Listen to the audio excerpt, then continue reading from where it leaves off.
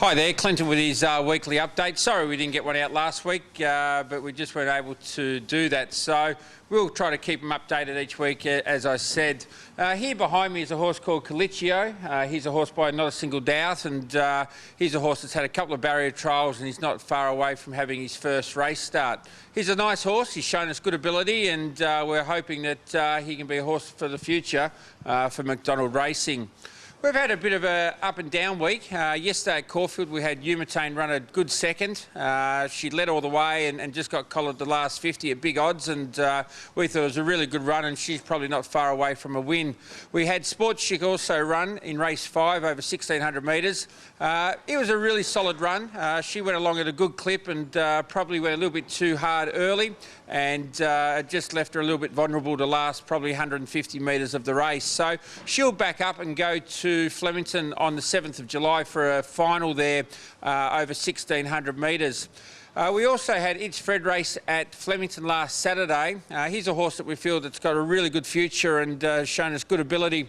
He was probably disappointing, to say the least. He never handled the track, and Glenn Boss got off and virtually said, just put a line through to run and don't worry about it. So he'll back up tomorrow at Geelong and in the first race, and we think he'll run quite well.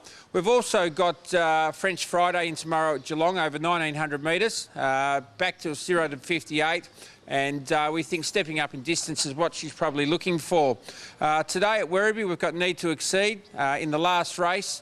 He's a horse that's had 2 wins this preparation. He's going quite well. We just hope that the track dries out enough for him to handle it, and we think he'll be very competitive. We've also had Daughter of Fortune run at Geelong this week.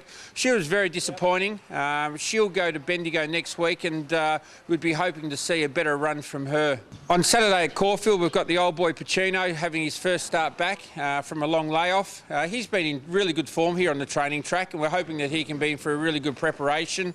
And we've also got 40-30. He's a horse that won at Sandown last Wednesday by a couple of lengths on a heavy track.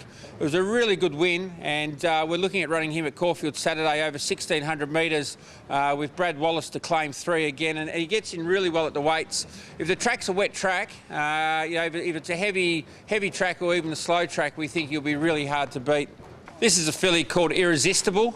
She's a filly by Stratum that is a 3-year-old filly. She's just come back from knee surgery. She's a filly that's shown us good promise here at Caulfield, and has only had the one start that was a little bit disappointing, but she did pull up with the injury. So she's been down at Fulman Park on the Water Walker for a month. She's done a month down there and just came back in. She looks in terrific order, and we're hoping for the owners that she can sort of reach her potential that she's shown us here at Caulfield. This is a horse, Arpray, who was extremely unlucky last time in. He ran a couple of close seconds in town. There's probably a couple of pilot error jobs there, and you know, we feel that this time around he's a horse that can hopefully measure up to being a Country Cups type horse.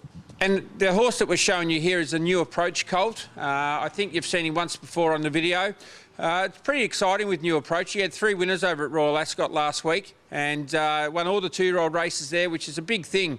And he obviously looks a stallion of the future, and we've got this horse here that we bought from the Melbourne Premier sales. He's Super Vobis and Vobis Gold, which is a terrific incentive, and there's a couple of shares available. If you're interested, please give us a call.